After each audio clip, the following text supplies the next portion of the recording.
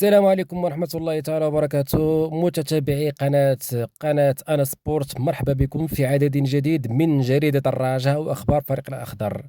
بداية ستكون بعنوان: يسري بوزوق يتمرد على إدارة الرجاء ويرفض لاعب أول مباراة في دوري أبطال إفريقيا. وفي وحسب المواقع الإلكترونية، طلب الدولي الجزائري يسري بوزوق لاعب فريق الرجاء البيضاوي إعفاءه من خوض مباراة التي ستجمع الفريق الأخضر بضيفه على الجيش الملكي لحساب قمة الجولة الأولى من دور المجموعات لدوري أبطال إفريقيا. وأكد موقع 360 سبور أن لاعب الرجاء الرياضي يسري بوزوق طلب إعفاءه من خوض مواجهة الرجاء وتجنيبه إحراج إلزامه باللعب بأقمصة تزينها الخريطة المغربية الشريفة، تفاديا لمشاكل قد يتعرض لها مع نظام الكابرنات في بلده عند عودته لبلده الجزائر.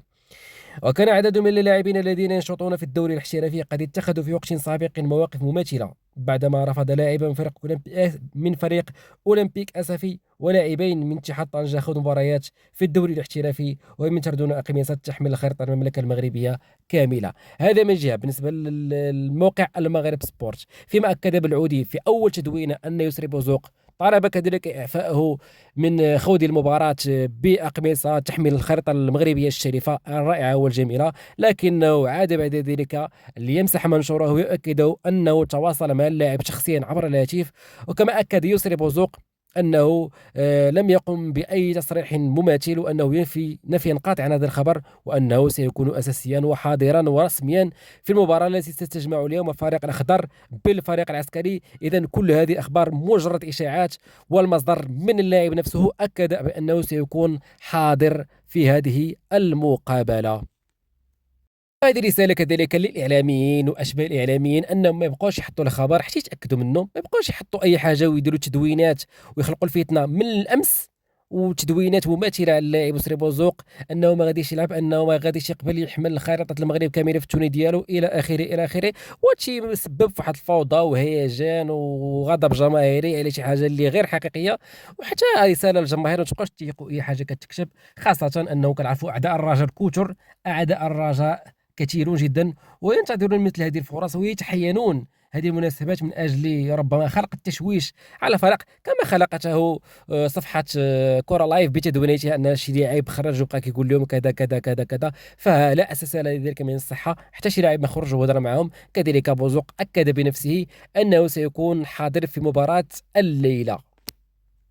وفي نفس السياق، وفي اتصال هاتفي بين محمد بالعودي والرئيس عادل هلال الذي أكد أن القميص الرسمي للرجاء البيضاوي في دوري أبطال أفريقيا لا يحمل الخريطة المغربية الكاملة وإنما يحمل فقط العلم المغربي. في اتصال هاتفي أكد أنه يستغرب بسبب هذه الضجة التي أحدثها مواقع التواصل الاجتماعي وبعض الصفحات المعادية للفريق. الرئيس الرجاوي أكد أن القميص الرسمي الذي قدمه الفريق للاتحاد الإفريقي للمشاركة في عصبة الأبطال الإفريقية يحمل العلم المغربي فقط دون خريطة. وكذلك كان ذلك واضحا من خلال المباراتين التي نخضهما الفريق ضد سمارتاكس الغاني وكذلك الفريق الآخر الذي نسيت اسمه الآن. وفي خبر موازي، قدم فريق الرجاء البيضاوي مساعد المدرب الجديد البرتغالي نونو مواريس للطاقم التقني وكذلك للجماهير الرجاويه بعدما ربما تم الاستغناء عن المساعد القديم لاسباب مجهوله. وكذلك بعد رفض ابو شروان الالتحاق بالطاقم المساعد وربما تفضيله البقاء كمدير تقني بالفريق، البرتغالي نونو مواريس يلتحق بالطاقم التقني للفريق. نتمنى له حظا موفقا. صراحه المساعد اللي قبل ما كنتش كاع عارف سميتو، ما كنتش كنعرفو كاع العام اللي فات، كنت انتريسي كنعرفو فضلو كنعرفو الدور الكبير اللي داروا مع جوزي زامباور في كاع المباريات. نتمنى التوفيق لنونو مواريس في مساعدة المدرب ريكاردو سابينتو في تحقيق أول فوز تحت قيادة المدرب البرتغالي.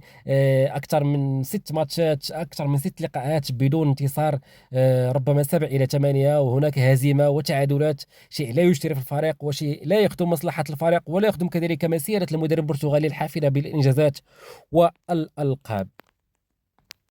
ودائما في نفس السياق، وفي الندوة الصحفية التي أجريت أمس للمدرب البرتغالي سابينتو وكذلك أنس زنيتي، قبل المباراة المرتقبة عشية اليوم ابتداء من الساعة 8 مساء على أرضية الملعب العربي الزولي بحضور جماهير الرجاء فقط، حيث تم منع جماهير الجيش من حضور المباراة لأسباب أمنية وكذلك تفادي للشغب.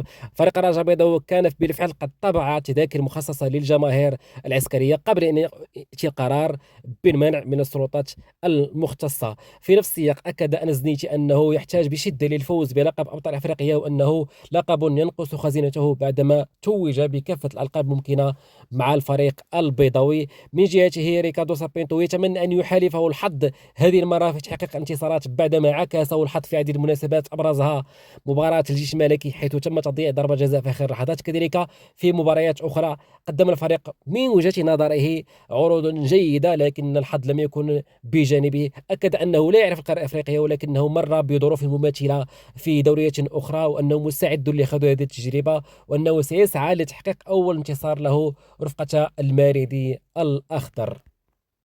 كما أكد سيبينتو أن المباراة الافتتاحية تحمل أهمية كبيرة بالنسبة للفريق، ونأمل أن يحالفنا الحظ في تحقيق النقاط الثلاث وتقديم أداء يليق بنا وبجماهيرنا التي تساند الفريق. نحن نسير بخطوات ثابتة نحو استعادة النتائج الإيجابية التي نطمح إليها. نخوض المباراة اليوم بعد مرور 3 أيام فقط من لقاء الديربي الأخير، وهو ما يتطلب كذلك جاهزية بدنية عالية من اللاعبين. سنبذل أقصى ما لدينا لتقديم أداء أفضل في هذه المواجهة.